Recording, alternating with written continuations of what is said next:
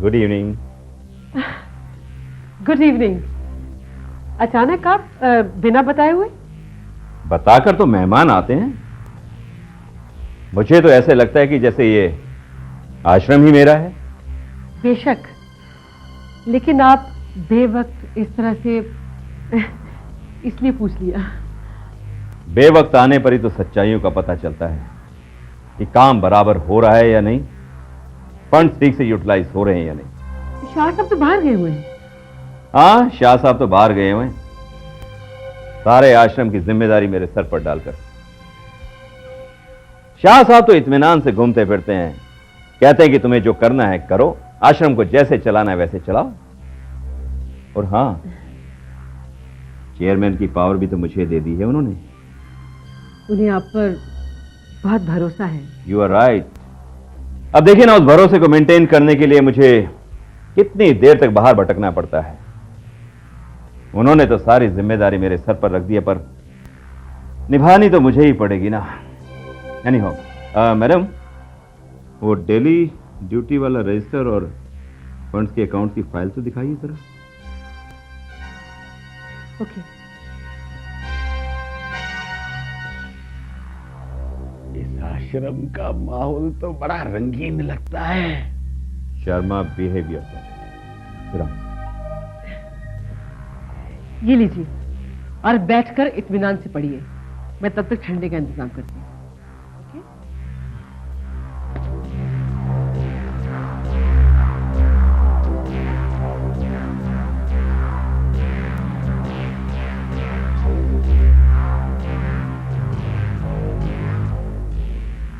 यहाँ क्या म्यूजिक की क्लासें चलती है? क्यों? नहीं, बड़ी मिट्टी मिट्टी आवाजें सुनने को मिल रही हैं। शर्मा, क्या समझाया था मैंने तुम्हें?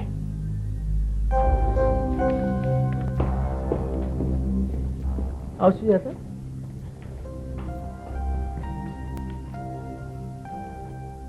लीजिए सर।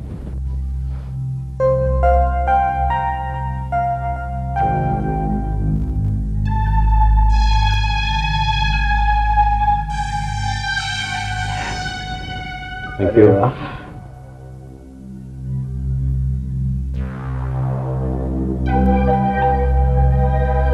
आवाज के साथ साथ चेहरा भी बहुत सुंदर है।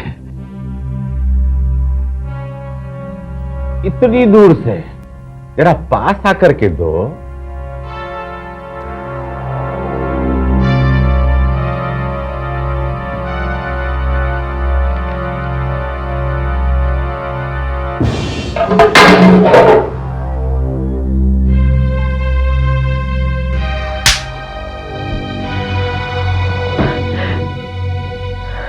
Sharma, get the hell out of here. I say get out.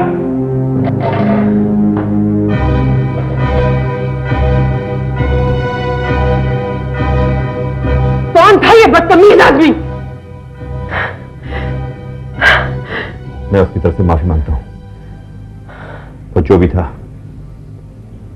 मेरी समझ में ये नहीं आ रहा कि मैं उसे अपने साथ क्यों लेकर आया। मुझे नहीं मालूम था कि वो पिए हुए है। I am extremely sorry madam. I take leave.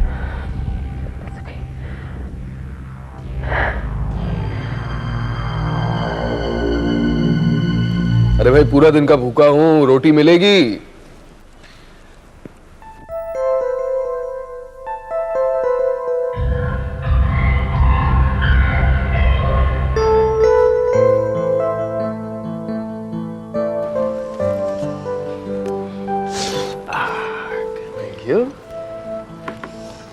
सुनो, अरे भाई, सारे नौकर जाकर कहाँ चले गए? मैंने सबको छुट्टी दे दी। अच्छा, तो कम से कम साथ में बैठ तो जाइए। लो, बैठ गई। बोलो। शुक्रिया। पहले तो खुद ब खुद बैठ जाती थी, कभी कभार साथ में खाना भी खा लेती। सब ठीक? तो तुम्हारा दिन कैसा था? दिन तो अच्छा था, पर सुबह से थोड़ा माइनर सा हेडेक है, शायद उसी की वजह से। जानती हो हेडेक्स क्यों होते रश्मि? इतनी हैवी डोसेस मेडिसिन की लेती हो और साथ में खाना नहीं खाती हो, तो नेचुरली हेडेक तो होंगे ना। कम ऑन रोहित, सिर्फ डिनर नहीं खाया मैंने, अच्छा खासा नाश्ता और लंच तो किया था ना। अच्छा वो सब छोड़ो, तुम बताओ तुम्हारा ऑफिस कैसा चल रहा है? ठीक चल रहा है।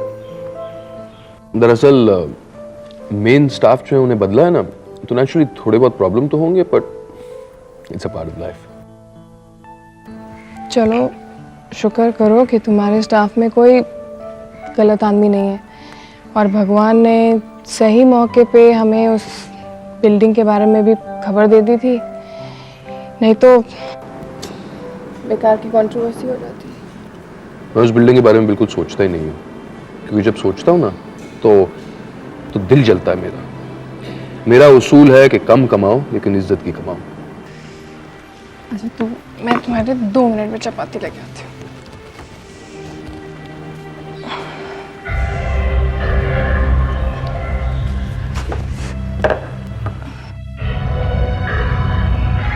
रश्मि, रश्मि, अरे भाई ठीक तो हो? झटके से उठी ना तो शायद उसकी वजह से चक्कर आ गए। Are you sure? I'm fine.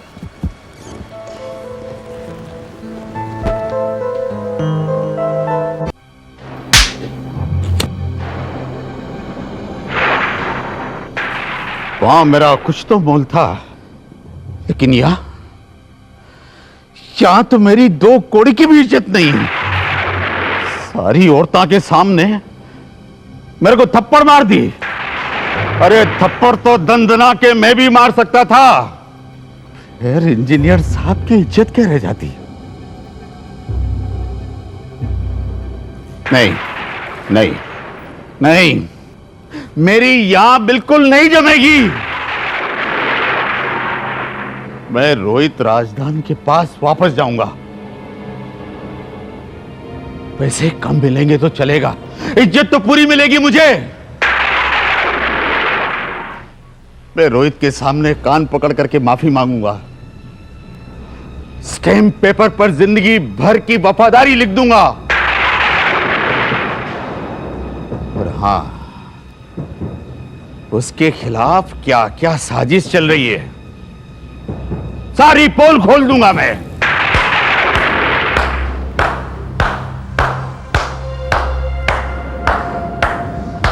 अच्छा, मेरा गाल थप्पड़ मारने के लिए नहीं मिला तो ताली बजाने लगे हो? नहीं शर्मा जी, ये ताली तो मैं तुम्हारी तारीफ में बजा रहा हूं। तो मेरी तारीफ की वजह भी मिल गई आपको? हाँ, और तुम्हारी काबिले तारीफ यह है शर्मा जी कि रंग बदलने की रफ्तार गिरगिट में इतनी नहीं होगी जितनी आप में दोस्त बदलने की है। अरे मैंने जरा सा थप्पड़ क्या मार दिया शर्मा जी, आप तो अपना बोरिया बिस्तरा उठाकर रोहित के खेमे की तरफ चल दिए। आज तक किसी ने हाथ नहीं उठाया मेरे पर। वो हाथ उठाना जरूरी था शर्मा जी। उस दिन तुम्हारी हरकत की वजह से उस मैट्रन और लड़की ने किस तरह घूरा था तुम्हें। मैंने अगर वो थप्पड़ नहीं मारा होता तो ये बात मिस्टर शाह तक पहुंच जाती। और शर्मा जी, आज की तारीख में मिस्टर शाह ही हमारा आसरा है, वही पूंजी है हमारी जिसके दमखम पर हमने रोहित के खिलाफ जंग छेड़ी है। कहीं किसी वजह से, हो सकता है कि हमारी बेवकूफी की वजह से, ये बात अगर रोहित को पता चल गई तो? नहीं नहीं, ये बात उसे पता ही नहीं चलेगी। मैं उसे पता ही नहीं चलने दूंगा स्लोगन से। शर्मा जी, आज वक्त घुटने टेक कर बैठने का नहीं है। आज वक्त है अपने पैरों पर खड़े होने का।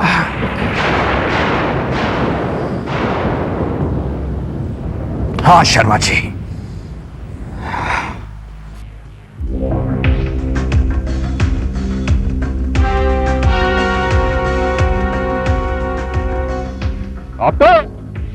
अरे राजा भाई, अरे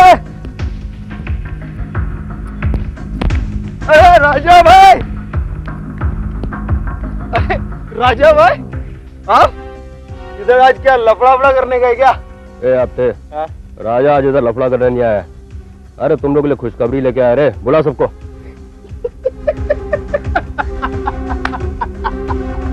खुशखबरी?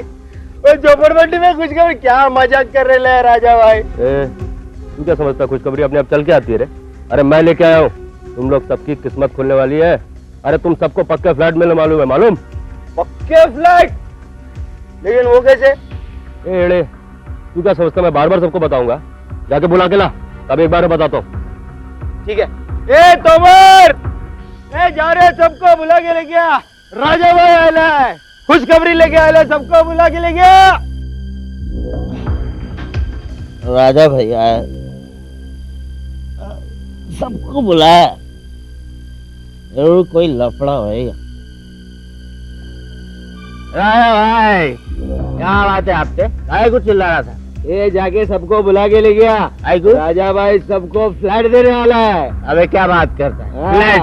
राजा भाई ए बेवड़े, तूने सुना नहीं क्या? सबको फ्लैट मिलने वाले का है। जा सबको बुला के ला। अभी बुलाता हूँ। सुनो गंगू भाई,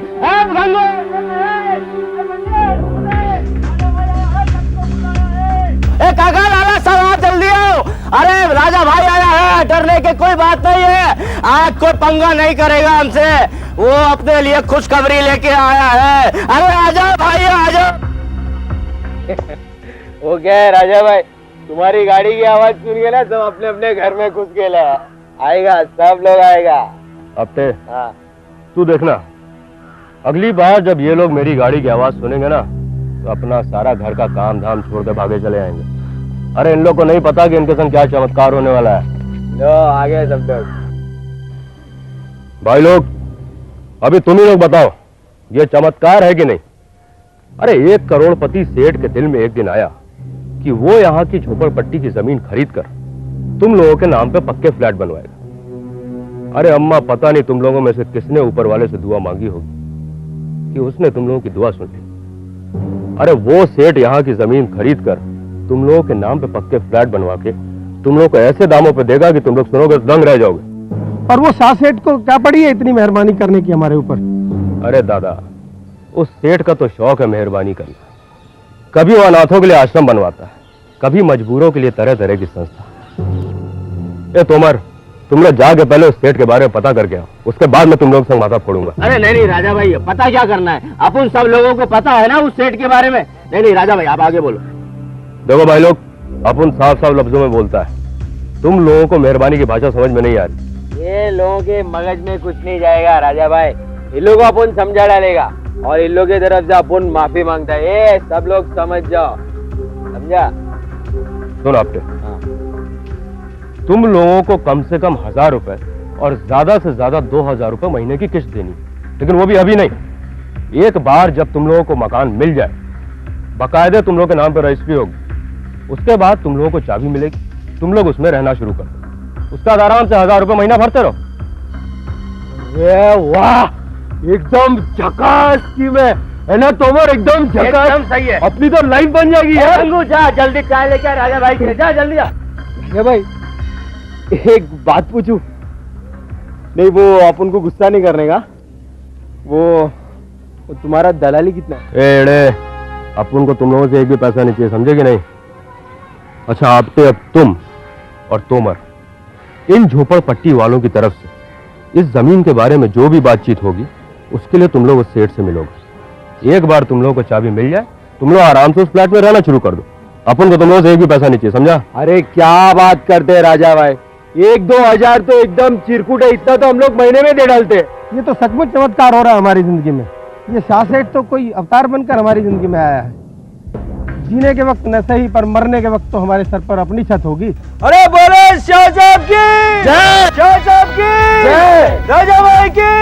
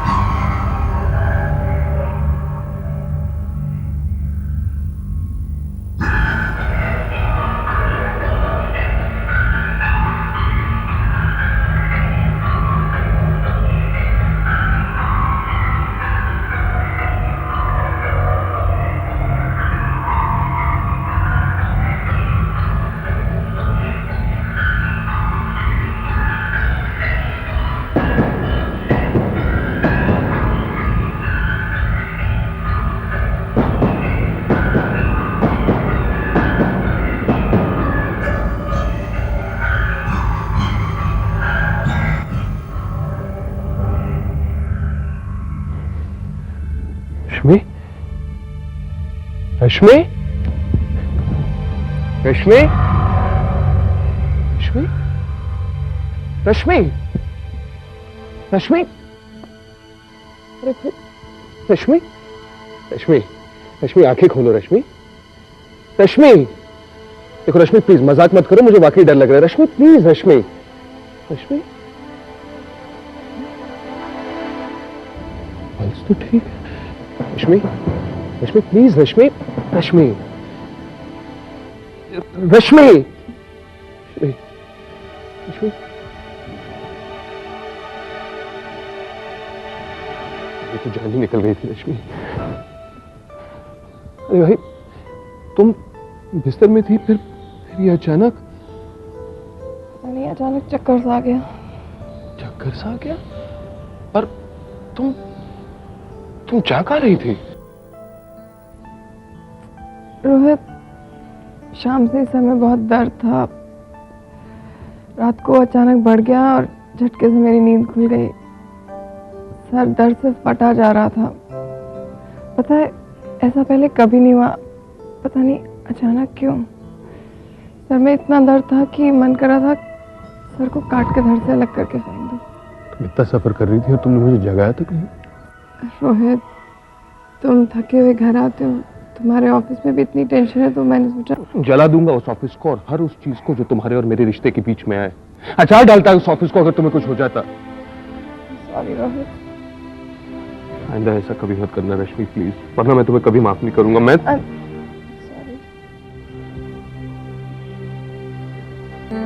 तुम रिलैक्स करो, मैं डॉक्टर से बात करता हूँ। Rohit, I am feeling better. रहने दो। अरे क्या रहने दो, पता तो चले ये चक्कर क्यों आ रहे हैं। रात को डॉक्टर के घर फोन करना अच्छा नहीं लगता। रिलैक्स। तो खराब लगने दो। It's a question of your health Rashmi.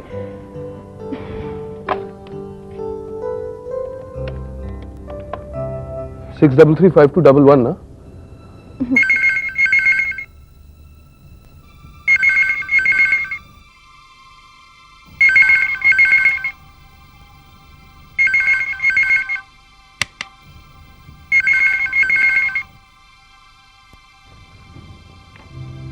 Hello. Good evening madam, मैं रोहित राजदान बोल रहा हूँ, रश्मि का husband.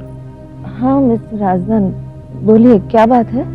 Doctor sorry to disturb you, पर शाम से ही रश्मि सरदर्द की शिकायत कर रही थी। हमने ज्यादा ध्यान नहीं दिया, सो गए। पर सोते सोते अचानक बेचारी का सर इतना फटने लगा डॉक्टर के, वो किचन की तरफ जा रही थी और जैसे ही आगे चलने लगी तो चक्कर आ गए और वो बेहोश हो गई। मैंने अभी अभी रिवाइव किया डॉक्टर, तो सोचा कि आपसे फोन पर बात कर लूं। वो मेडिसिन तो रेगुलरली ले रही है ना? जी जी बिल्कुल डॉक्टर, इनफैक्ट खाना रेगुलर नहीं खाती पर आपकी मेडिसिन बिल्कुल नहीं मिस करती। देखिए मिस्टर राजदान, आप एक काम कीजिए, अगर आज रात को सरदर्द फिर से बढ़ता है तो आप फौरन मुझे फोन कर दीजिए, भले ही कोई भी वक्त क्यों ना हो। और अगर सरदर्द नहीं होता है तो आप कल सुबह मुझे क्लिनिक में आकर मिलिए। ओके जी ठीक है डॉक्टर, पर डॉक्टर वैसे फिक्र करने की कोई बात तो नहीं है ना? नहीं,